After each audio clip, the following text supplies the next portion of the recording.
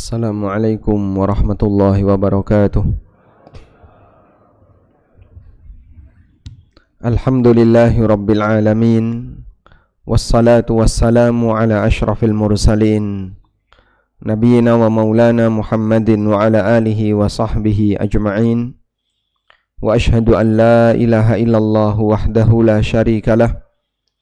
Wa ashhadu anna Muhammadan abduhu wa rasuluh sallallahu alaihi wa ala alihi wa sahbihi wa man tabi'al huda ila yaumiddin. Alhamdulillah, puji syukur kita haturkan kehadirat Allah Azza wa Jal. Di kesempatan pagi ini kembali kita lanjutkan kajian dengan membaca buku tafsir salat. InsyaAllah kita akan membaca doa iftitah untuk versi yang kedua. Kalimatnya cukup pendek. Subhanakallahumma wa bihamdika wa tabarakasmuka wa ta'ala jadduka wa la ilaha ghairuka. Subhanakallahumma wa bihamdik wa tabarakasmuka wa ta'ala jadduka wa la ilaha ghairuka.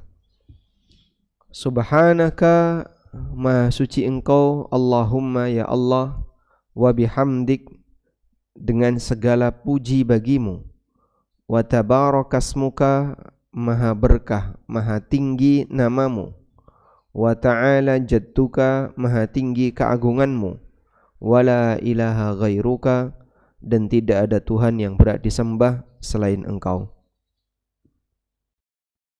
Doa ini disebutkan dalam hadis dari Aisyah radhiyallahu anha. Beliau mengatakan, Kana Rasulullah sallallahu alaihi wasallam idza istaftaha as-salata qala.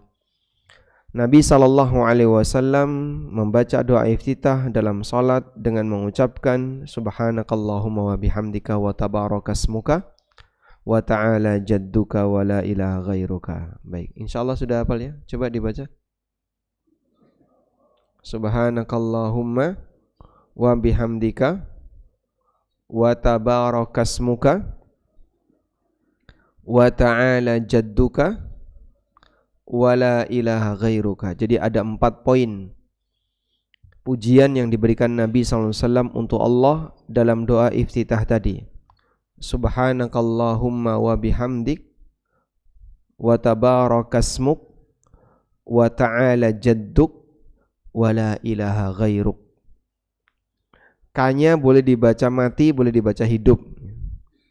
Subhanakallahumma wa bihamdika wa tabarakasmuka wa ta'ala jadduka wa la ilaha ghairuka. Sekarang coba kita lihat tafsir dari penggalan masing-masing doa. Jadi minta tolong nanti Pak Has, takmir yang lain ada berapa di sini? Banyak ya. Nanti berjaga di 4 pintu masjid, nggak boleh ada yang keluar kecuali hafal.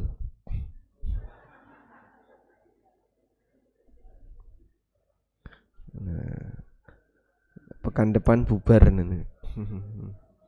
Insyaallah hafal ya. Subhanakallahumma wa bihamdik. Engkau ya Allah, wa bihamdika, dengan segala pujimu. Al-Qadhi Iyad rahimahullah menafsirkan, di footnote ada keterangan Al-Qadhi Iyad, Abul Fadl Iyad bin Musa, seorang faqih, ahli sejarah, qadhi dalam mazhab Malikiyah, lahir di kota Maroko. Beliau memiliki banyak karya, di antara yang terkenal adalah Syarah Sahih Muslim, Ikmalul Muallim, dan Asy-Syifa bi Ta'rif al-Huquq bi Ta'rifi Huquqil Mustafa. Al-Qadhi Iyad rahimahullah pernah mengatakan, bihamdika sabbahtuka. Jadi makna subhanakallahumma wa bihamdik, maha suci engkau ya Allah dengan segala pujimu, maknanya adalah bihamdika sabbahtuka, dengan segala puji bagimu aku menyucikanmu. Hadza wa makna hadza ay bifadlika wa hidayatika lidzalika allati tujibu hamdaka sabbahtuka. Maksudnya adalah dengan karuniamu, petunjuk darimu yang itu membuat engkau zat yang layak untuk dipuji sehingga aku menyucikanmu. Allah Maha Suci dari segala aib dan cacat dan segala sifat buruk yang dinisbahkan oleh orang-orang musyrikin kepadanya. Orang musyrik ada yang mengatakan Allah punya anak. Orang musyrik ada yang mengatakan Allah punya sekutu. Orang Yahudi mengatakan Allah miskin. Orang Yahudi mengatakan tangan Allah terbelenggu. Maka kita sucikan semua nama-nama Allah dan sifat-sifat Allah sebagaimana dikatakan oleh umumnya manusia yang tidak sopan di hadapan Allah. Allah Maha Suci dari semua yang kau ucapkan. Dan di sini menggabungkan antara pujian untuk Allah dan menyucikan Allah. Dan memuji itu bentuknya ada dua. Memuji bentuknya ada dua. Yang pertama adalah menyebut kebaikan atau kesempurnaan. Misalnya kita mengucapkan Allahu Akbar, Alhamdulillah. Ini berarti kita menyebutkan kebaikan, kesempurnaan, dan pujian untuknya. Yang kedua adalah menyucikan dari kekurangan. Misalnya kita mengucapkan Subhanallah, Taqaddasallah, Ta'alallah, Maha tinggi Allah, Maha suci Allah. Gak mungkin seperti itu. Nah, itu namanya menyucikan dari kekurangan. Sehingga ketika kita memuji Allah, menyebut Allah dalam kalimat thayyibah, harus ada dua unsur ini. Baik menyebutkan kebaikan atau, bukan dan ya, tapi atau menyucikan. Dan atau gabungannya. Menyebut kebaikan dan sekaligus menyucikan. Karena itu seperti yang pernah kita sampaikan ya. Kalau ada orang yang memuji Allah tapi cuman menyebut namanya Allah, Allah, Allah, nah, begini ya, Allah, Allah, Allah, Allah. Bahkan ada yang lebih singkat lagi, hu, hu, hu, hu. Nah, begini. Sehingga ada orang yang dia berzikir hu, hu, hu, hu, hu. Hu ini maksudnya apa? Oh, hu ini maksudnya adalah Allah. Lah kok hu? Ya disingkat. Allah disingkat hu. Sejak kapan ada singkatan hu untuk Allah? Ada orang misalnya namanya siapa? Budi. B, B, B, B gitu. Apakah B dengan Budi itu sama? Karena B ini banyak ya. Bisa Badria, bisa Badri, bisa Budi, bisa apa lagi? Badu. Jadi kalau cuma nyebut B, B, B, apakah ini bisa kita sebut ini adalah nama Budi? Tidak. Baik. Demikian pula ketika kita nyebut nama Budi, Budi, Budi, Budi, Budi. Apakah itu memuji Budi? Belum tentu. Tergantung apa? Lanjutannya. Kecuali kalau kita mengatakan Budi soleh, Budi rajin, Budi baik hati, barulah itu isinya pujian untuk Budi. Karena itulah para ulama mengatakan sebatas mengatakan Allah, Allah, Allah itu belum termasuk memuji. Kalau memuji gimana Pak? Allahu Akbar, Alhamdulillah, Subhanallah, Masya Allah. Nah itu baru berisi pujian. Karena pujian itu menyebutkan kebaikan dan kesempurnaan atau menyucikan dari kekurangan. Bagaimana dengan zikir yang pernah dibaca oleh Bilal? Bilal pada saat beliau ditindih dengan batu besar, dijemur di padang pasir yang panas, beliau mengucapkan ahad, ahad, ahad, ahadun ahad. Beliau hanya mengucapkan ahad, ahad. Ahad itu artinya apa? Zat yang esa. Qul huwallahu ahad. Karena Bilal dipaksa untuk mengucapkan kalimat kekufuran, untuk mengatakan bahwasanya ada Tuhan selain Allah. Kau mengakui enggak kalau Hubal, Uzza, Lata, Manat ini sebagai Tuhan-Tuhanmu? Bilal hanya mengucapkan ahad, ahad, ahad. Aku hanya mengakui zat yang Maha Esa. Ada dua budak ya, yang disiksa oleh tuannya ketika di Mekah. Yang satu bertahan dalam tauhid, yang satu mengucapkan kalimat kekufuran. Tapi dua-duanya sahabat dan diampuni oleh Allah untuk yang kedua. Yang pertama Bilal. Bilal ini disiksa oleh Umayyah bin Khalaf. Dijemur, dipenteng ya, kemudian ditindih batu panas ya, karena batu yang sudah kepanasan, dan dipaksa untuk mengucapkan kalimat kekufuran, mengakui Tuhan selain Allah. Tapi Bilal tetap istiqomah mengucapkan ahad, ahad. Aku hanya mau mengakui yang esa. Yang satu siapa? Ammar bin Yasir. Yasir dan ibunya sudah dibunuh, tinggal Ammar anaknya, dan beliau disiksa oleh Abu Jahal.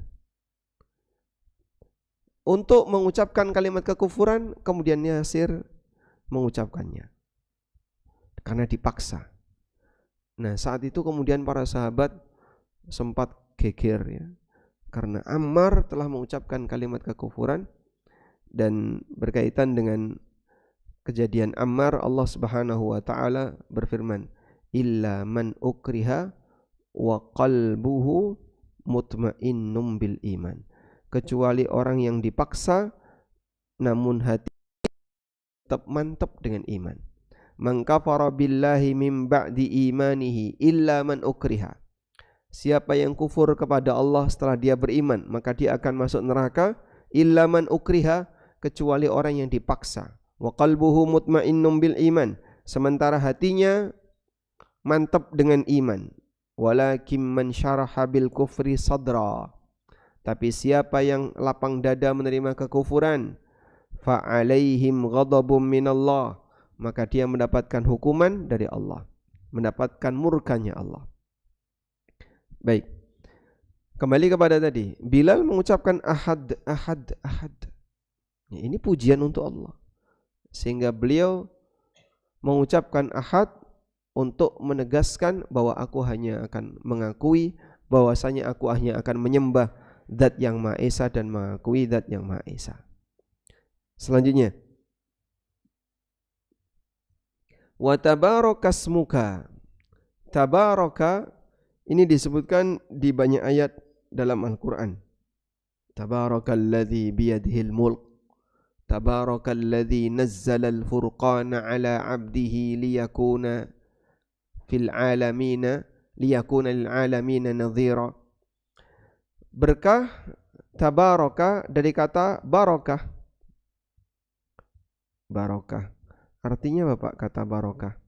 Barakah artinya memberikan banyak kebaikan. Karena nama Allah adalah sumber segala kebaikan, dan keberkahan nama berarti keberkahan yang memiliki nama itu, yaitu Allah Subhanahu wa taala. Ibnu Qayyim menjelaskan, al-barakatu fismika, keberkahan dalam namamu, wa fima summi alaihi, dan keberkahan yang memiliki nama itu, yadullu ala anna dzalika sifatun, ini menunjukkan bahwasanya hal itu adalah sifat liman tabaraka, bagi zat yang maha berkah. Fa inna barakatal ismi tabi'atun li barakatil musamma, karena keberkahan nama itu mengikuti keberkahan yang memiliki nama. Sehingga kita memahami begini ya, berkah artinya apa tadi Pak? Kebaikan yang banyak. Kebaikan yang banyak. al khairul katsir. Siapa sumber kebaikan? Sumbernya siapa? Allah. Dialah zat yang menjadi sumber segala kebaikan. Maka ini berkah, ini berkah, ini berkah karena Allah memberikan kebaikan untuknya. Sedangkan yang diberkahi adalah makhluk. Maka Allah yang memberkahi, sedangkan makhluk yang diberkahi. Memberkahi. Ya, bahasa kita memberkati ya. Lalu dibawa pulang setelah orang acarahan, namanya berkat. Karena itu adalah kebaikan yang didapatkan oleh seseorang ketika kumpul-kumpul nggawa berkat. Baik. Seorang muslim dia meyakini bahasanya Allah lah satu-satunya zat yang menjadi sumber berkah. Sedangkan makhluk itu diberkahi. Makanya sebutan untuk makhluk itu mubarak. Bukan tabarok. Sehingga tabarok tidak boleh untuk makhluk. Maka tabaraka hanya untuk Allah. Hanya untuk Allah. Tabarakalladzi biyadihil mulk wa huwa ala kulli syai'in qadir. Tabarakalladzi nazzala al-furqana ala 'abdihi liyakuna lil 'alamin nadhira. Tabarakalladzi in syaa'a ja'ala laka khairan min dzalik. Tabaraka seperti ini banyak sekali dalam Al-Qur'an. Allah memuji dirinya dengan menyebutkan tabaraka alladzi, sifat-sifat Allah Subhanahu wa taala.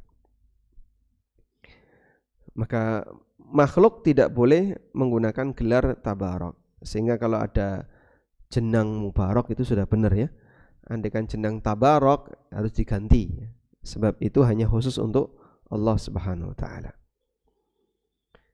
Wa ta'ala jadduk, maha tinggi jadduka, kehormatanmu, kemuliaanmu.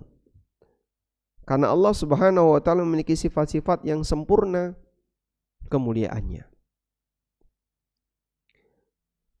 Dan Allah menyebutkan tentang kemuliaannya di surat Al-Jin.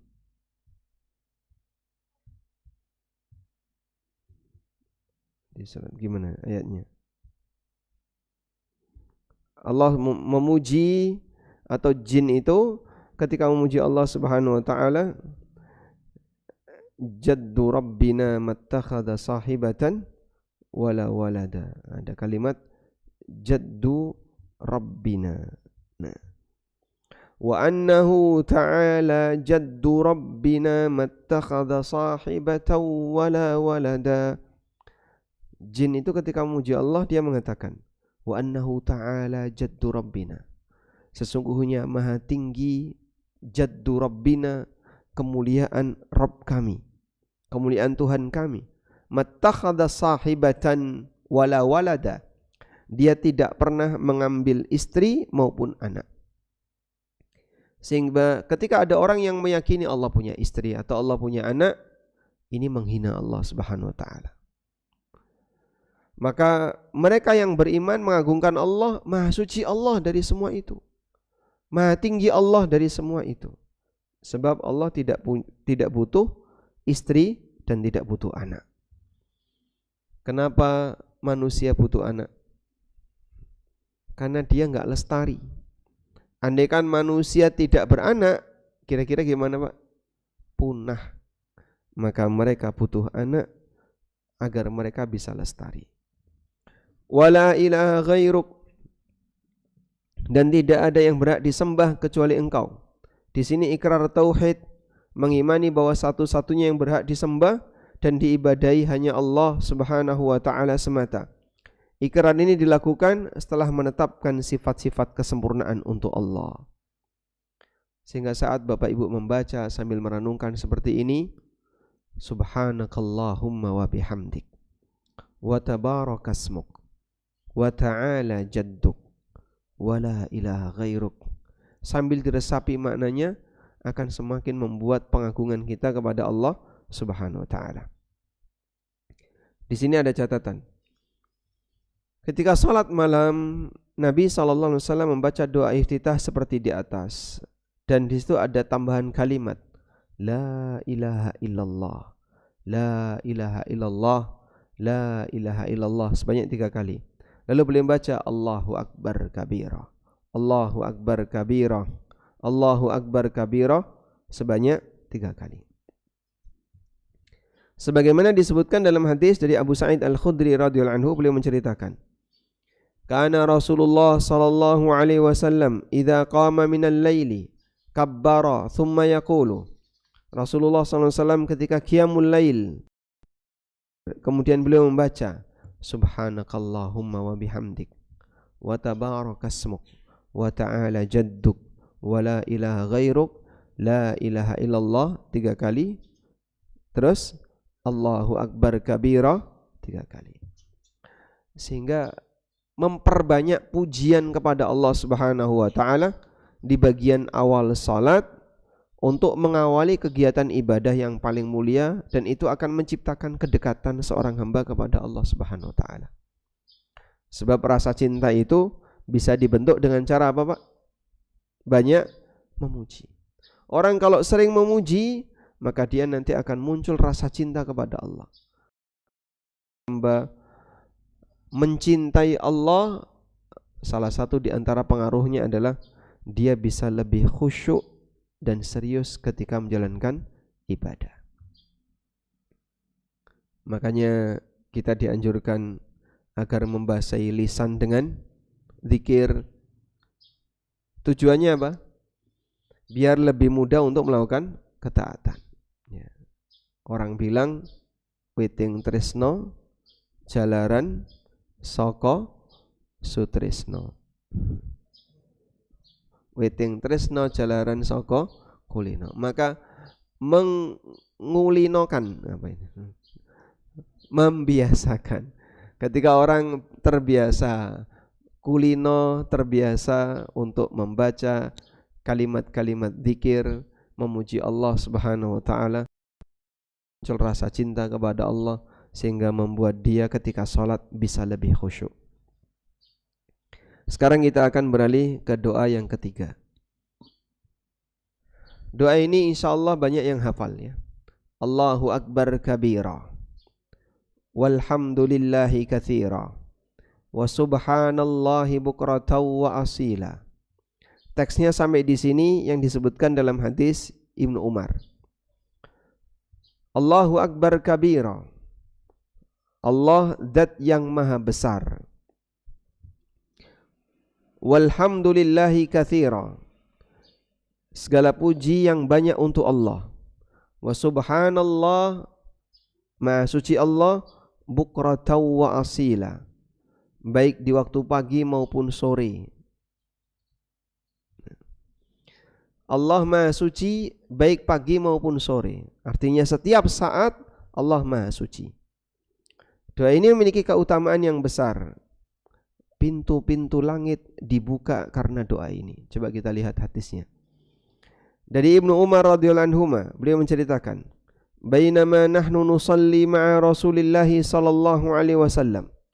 Ketika kami salat bersama Rasulullah sallallahu alaihi wasallam, idz qala rajulun, tiba-tiba ada orang yang membaca di belakang beliau, Allahu Akbar kabira walhamdulillahi katsira wa subhanallahi bukratan wa asila. Dan kalimat itu agak keras sehingga didengar oleh Nabi sallallahu alaihi wasallam. Selesai salat, Rasulullah sallallahu alaihi wasallam bertanya, "Siapa yang mengucapkan doa ini tadi?"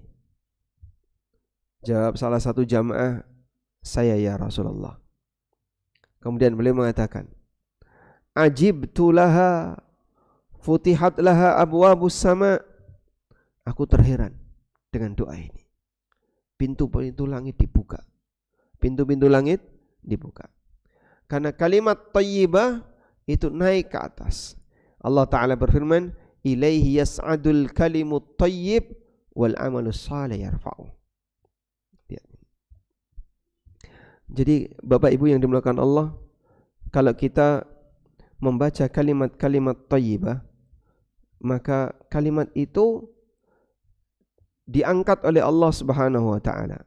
Di surat Fatir ayat yang ke-10 Allah mengatakan, "Man kana yuridul izzata falillahil izzatu jami'a."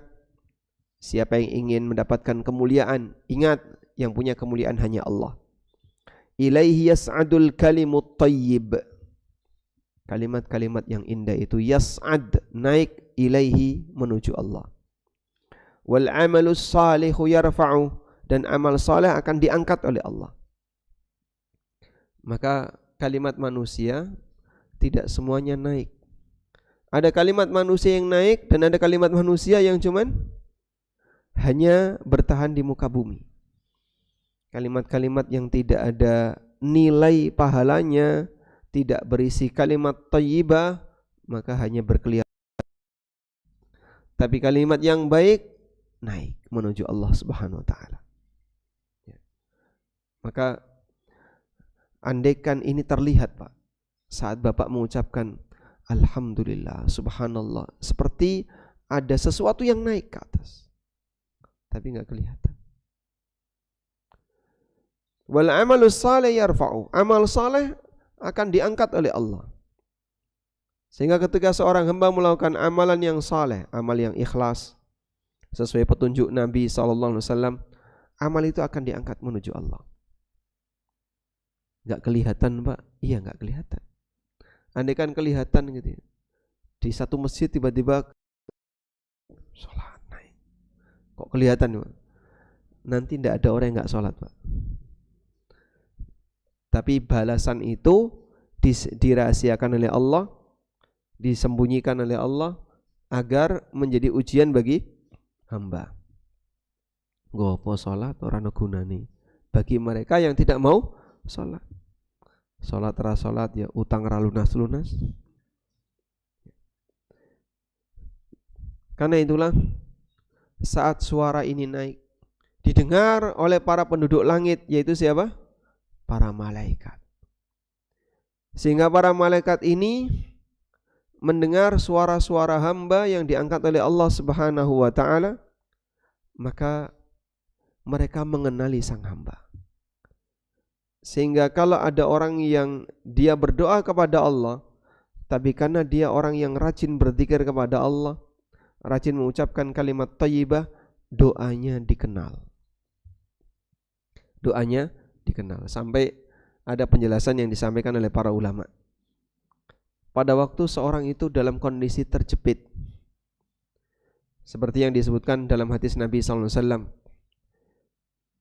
"Ya ibadi, ta'arraf ilayya fi syiddah, a'rifka, ta'arraf ilayya fi rakha'i, a'rifka fi syiddah."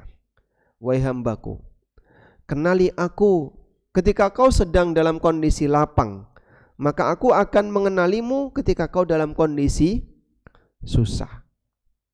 Itu penjelasannya adalah pada saat orang sedang dalam kondisi terjepit, dalam kondisi susah, terus dia berdoa kepada Allah Subhanahu wa taala. Suara ini sudah sering berdoa, maka dikenali oleh penduduk langit. Ya Rabb, si fulan berdoa dan suaranya tidak asing, karena dia sudah sering berdoa, dia sudah sering berzikir. Kabulkanlah doanya, maka dikabulkan oleh Allah. Sebaliknya ketika ada orang yang enggak pernah zikir, enggak pernah berdoa, hidupnya karena nyaman sehingga dia tidak merasa untuk perlu banyak berdoa, dalam kondisi ketika dia tidak punya kekuatan atau tidak punya kedekatan dengan Allah, jarang berzikir. Lalu pada saat dia mengalami kondisi genting, dia berdoa, Allahumma, Allahumma. Ini suara asing datang, sehingga tidak dikenal. Dia enggak pernah memuji Allah, tidak pernah berdoa sebelumnya, maka doanya tidak dikabulkan oleh Allah. Sehingga untuk bisa menjadi manusia yang doanya mustajab, itu butuh perjuangan panjang. Bukan ujuk-ujuk tiba-tiba langsung mustajab. Karena dia dekat dengan Allah, rajin memuji Allah, rajin mengucapkan kalimat thayyibah, sehingga suaranya dikenal di hadapan penduduk langit. maka pada saat dia berdoa suaranya lebih dekat untuk diijabai oleh Allah.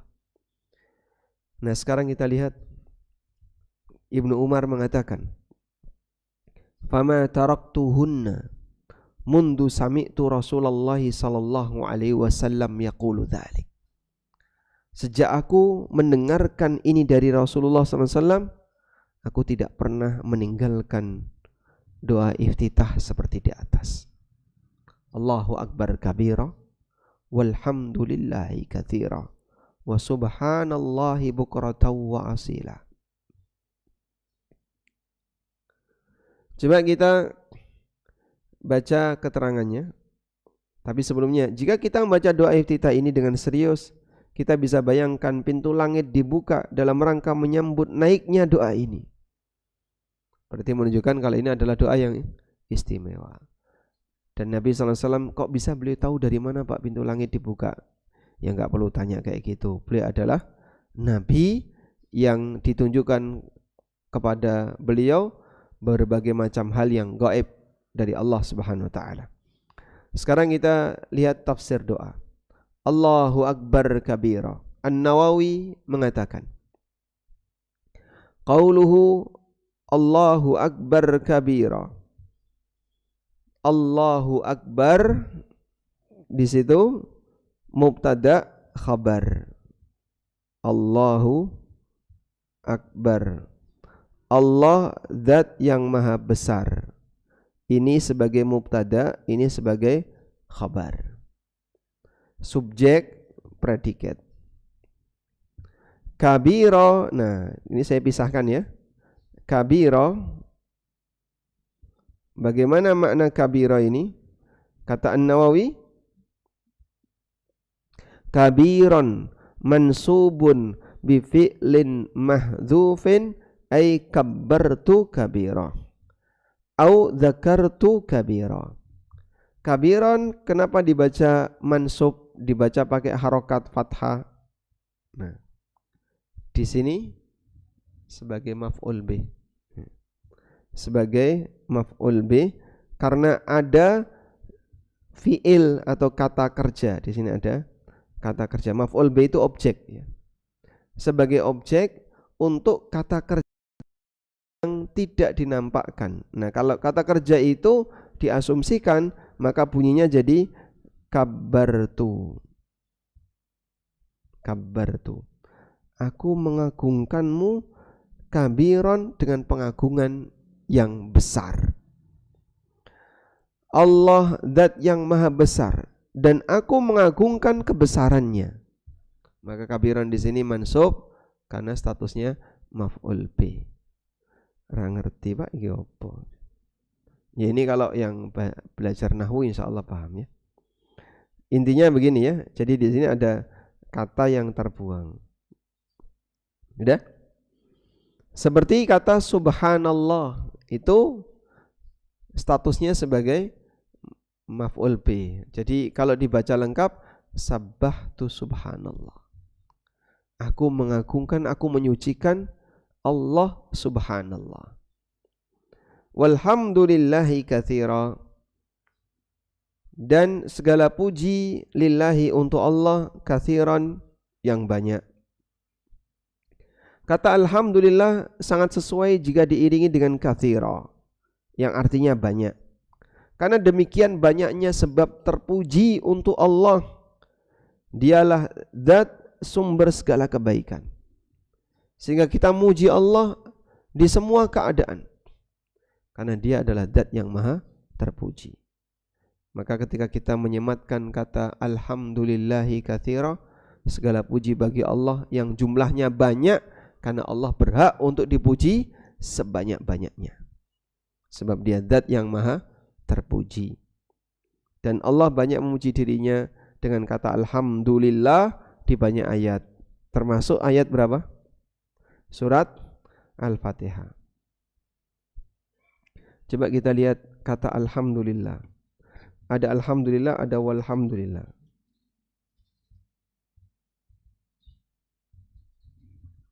Ada 23 ya. Alhamdulillahi rabbil alamin.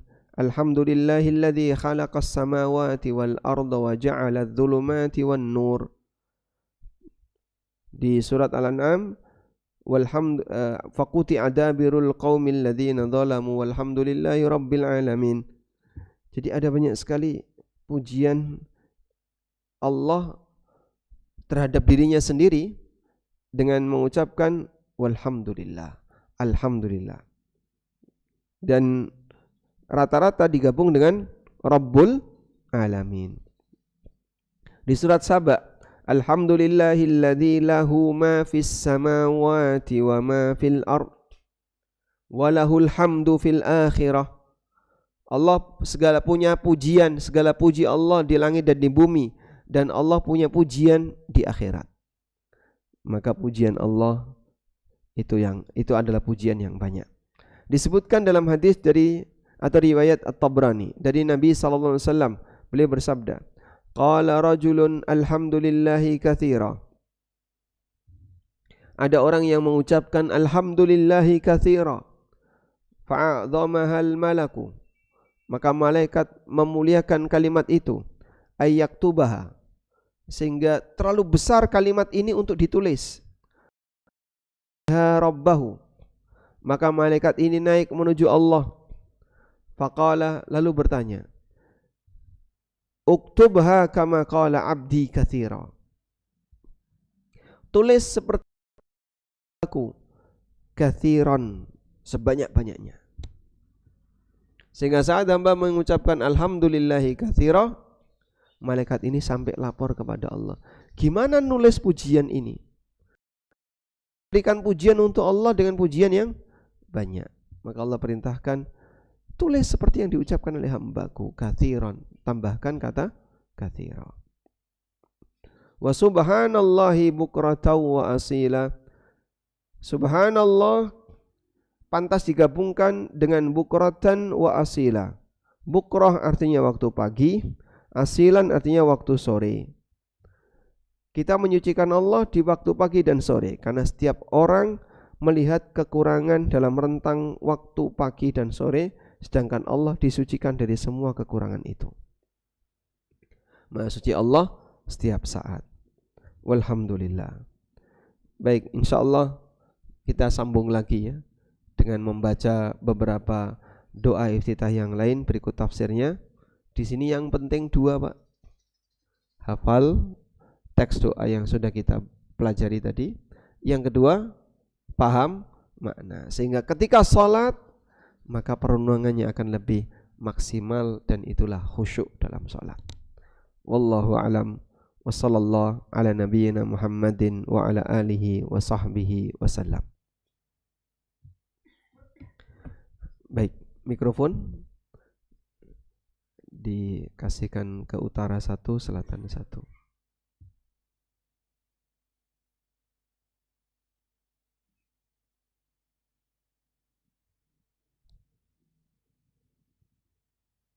Nah, dipegang saja Pak ya. Ada yang mau disampaikan? Silakan. Assalamualaikum warahmatullahi wabarakatuh. Waalaikumsalam warahmatullahi wabarakatuh. Begitu banyaknya ilmu tadi, memang istilahnya untuk mempelajari agama ini tadi sudah disampaikan. Apa itu maf'ulun bih, apa itu memang untuk mengetahui sebenarnya memang ya banyak ilmu yang harus kita pelajari, tapi kita sudah setua ini ya sudah mendengarkan aja, insya Allah sudah dapat. Ya semua pinten Bapak? Nembe 70 Pak, kirang setunggal. Tese Timur ya. Yang ingin saya tanyakan tadi, saya pernah baca di YouTube. Jadi untuk untuk doa iftitah itu ada yang menyebutkan ini wajah tuat terusnya. Terus ada yang menyebutkan hanya wajah tu. Itu yang bukan yang benar, yang mana itu sumbernya bagai. Yang saya tanyakan sumbernya karena ada kalau ini wajah tu itu katanya double katanya gitu. Kemudian ya ini dari YouTube lagi. Jadi ini wajah tuh, kemudian dengan apa? Dengan yang pertama Allahumma bangit baini itu katanya untuk sholat luhur sama sholat asar itu lain katanya seperti itu. Sumbernya dari mana? Dan kemudian tadi Ustadz menyampaikan Allah tok itu belum termasuk pujian. Padahal untuk talqin itu karena hanya sudah payah, talqin itu hanya Allah, Allah, Allah. Benarkah seperti itu? Terima kasih. Assalamualaikum. Waalaikumsalam warahmatullahi wabarakatuh. Baik. Kalimat inni wajjahtu wajhiya lilladzi fataras samawati wal ard ini ada dalam Al-Qur'an. Di surat Al-An'am ayat 79. Ikrar yang dibaca oleh Nabi Ibrahim alaihissalatu wassalam. Jadi Nabi Ibrahim pernah debat dengan kaumnya. Masyarakatnya Ibrahim itu menyembah apa, Pak? Menyembah benda langit. Ada Tuhan matahari, ada dewa ya, dewa matahari, dewa bulan, dewa bintang, dewa ya itu dewa-dewa benda langit itu.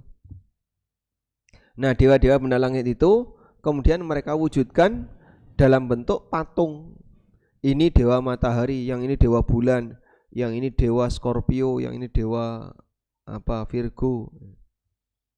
Jadi mereka melihat aneka rasi bintang lalu diwujudkan dalam bentuk dewa-dewa. Nah, makanya saat Nabi Ibrahim berdebat dengan kaumnya, beliau memisalkan dirinya itu sebagaimana layaknya penyembah berhala. Wah, kalau saya lihat matahari, oh ini Tuhan. Begitu matahari terbenam, Tuhan kok hilang.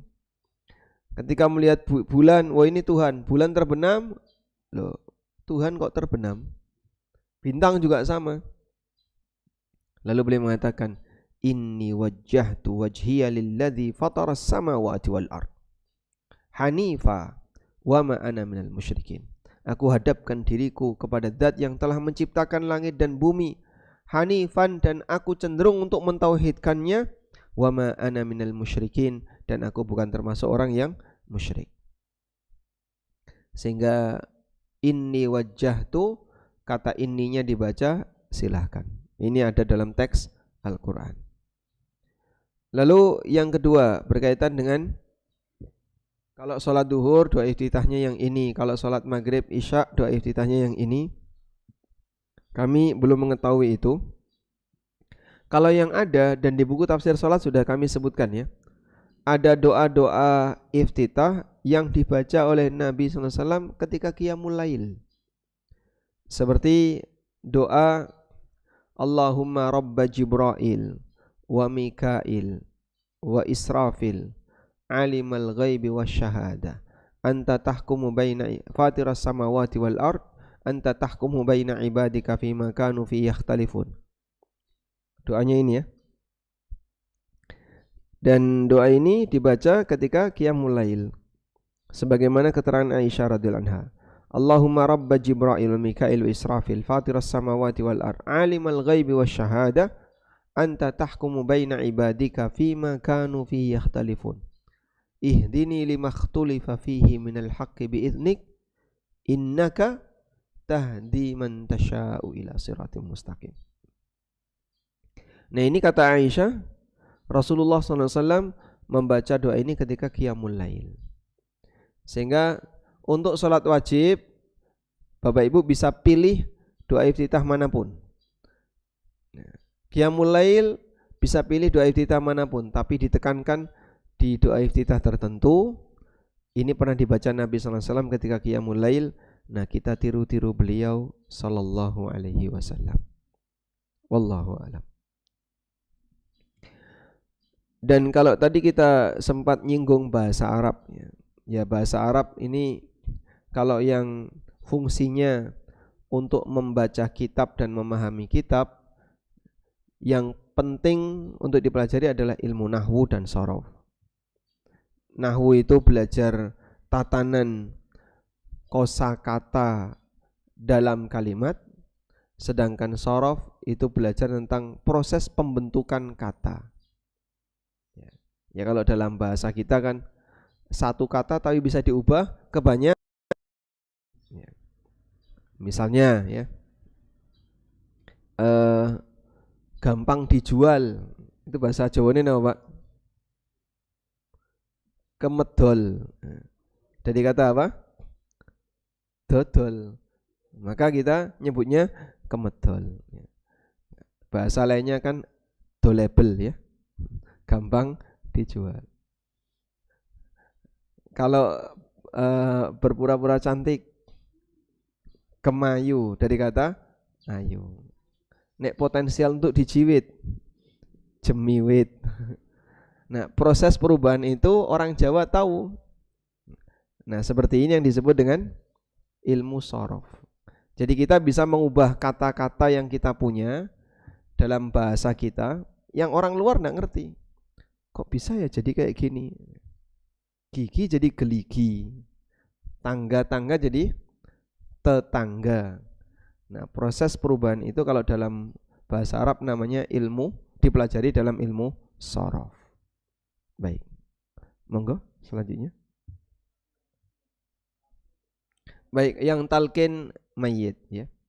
Ketika seseorang mau meninggal dunia dan dia sudah lemah Pak Ustadz, sehingga sulit untuk membaca kalimat yang panjang, boleh enggak cuman dikatakan Allah, Allah, Allah? Ada yang bilang seperti ini, kalau kita mentalkin la ilaha illallah, dikhawatirkan dia baru mengucapkan la ilaha mati. Wah, itu kan malah resiko. Ya, andai terjadi seperti itu, maka dikembalikan ke niat. Innamal a'malu binniyat. Sehingga kalau ada orang misalnya, kita kan tidak tahu kapan kita mati ya. Ada orang dalam sholat, terus dia membaca la ilaha dalam sholat Pak, mati Pak. Bukan dalam proses talqin ya. Kira-kira gimana Pak? Dosa atau dapat pahala? Dia berniat untuk menyempurnakan, tapi karena nyawanya sudah tercabut sebelum sempurna, tetap terhitung sebagai amal yang sempurna. Karena itu yang diajarkan Nabi SAW, lakinu mautakum la ilaha illallah. Fa innahu man kana akhiru kalamihi la ilaha illallah dakhalal jannah. Jadi tetap kita bisikkan la ilaha illallah semampunya. La ilaha illallah. Agar kalimatnya kalimat tauhid. Ya, kalau sudah lemas sekali, nah dia bisa mengucapkan kata Allah berapa kata? Berapa kali? Allah, Allah, Allah, Allah. Loh, dia bisa berkali-kali kan? Berarti kan 3 kata Allah sama dengan la ilaha illallah, la ilaha illallah. Kurang lebih sama ya. Nah, artinya secara kemampuan sebenarnya dia bisa. Maka coba kita tetap talqin dia untuk mengucapkan la ilaha illallah seperti perintah Nabi sallallahu alaihi wasallam. Ada seorang ulama ahli hadis, Pak. Ahli hadis. Namanya Abu Zur'ah Ar-Razi. Karena beliau gunung dalam masalah hadis dan punya banyak murid. Abu Zur'ah ketika sakit parah, orang-orang yang menjenguk di sekitarnya enggan untuk mentalkin karena segan di hadapan beliau. Ini seorang ulama kibar, murid-muridnya mau mentalkin itu segan. Lalu salah satu di antara mereka mengusulkan, coba kita baca sanad hadis. Barangkali beliau tertarik untuk melanjutkan. Akhirnya ada salah satu yang membaca sanad hadis. Haddatsani fulan bin fulan qala haddatsana fulan. Dilanjut sama beliau. Qala haddatsani fulan an Mu'adz ibn Jabal. Anin Nabi sallallahu alaihi wasallam annahu qala man kana akhiru kalamihi la ilaha illallah dakhalal jannah. Lalu beliau wafat. sehingga ahli hadis mentalkin dirinya sendiri dengan menyebutkan sanad. Karena kebiasaannya ketika menyampaikan hadis pakai itu. Dari si A, dari si B, dari si C, pakai sanad, baru kemudian sabda Nabi sallallahu alaihi wasallam. Wallahu alam. Nah. Penjawab ada lagi?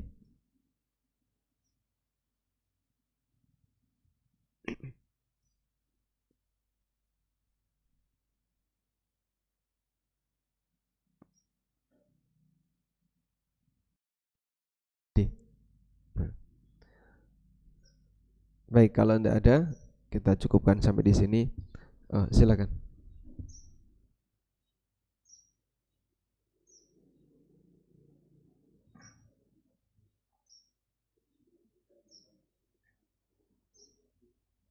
Tapi boleh enggak Ustaz gitu? Jadi kabiro Allahu Akbar kabiro sebagai hal. Hal itu kan kata keterangan untuk subjek. Hal itu kata keterangan untuk subjek. Sehingga ketika kita mengatakan Allahu Akbar kabiro dijadikan sebagai hal, berarti kabironya untuk subjeknya. Subjeknya itu siapa? Allah. Akbar. Kabira. Wallahu a'lam. Karena nanti jadinya dia adalah kata keterangan untuk pelaku perbuatan. Nah, pelaku perbuatan ini adalah orang yang mengucapkannya. Ketika orang mengucapkannya dengan besar, mungkin agak jauh ya. Kalau kathiron mungkin boleh. Aku memuji Allah dengan pujian yang banyak. Itu bisa dua, pujiannya yang jumlahnya banyak, atau subjeknya sering memuji Allah, sehingga bisa dijadikan sebagai hal kalau katsira. Wallahu a'lam. Baik, demikian. Semoga apa yang kita bahas ini bermanfaat. Wassallallahu ala nabiyyina Muhammadin wa ala alihi wa sahbihi wasallam. Wa akhiru da'wana anil hamdulillahi rabbil alamin. Wassalamualaikum warahmatullahi wabarakatuh.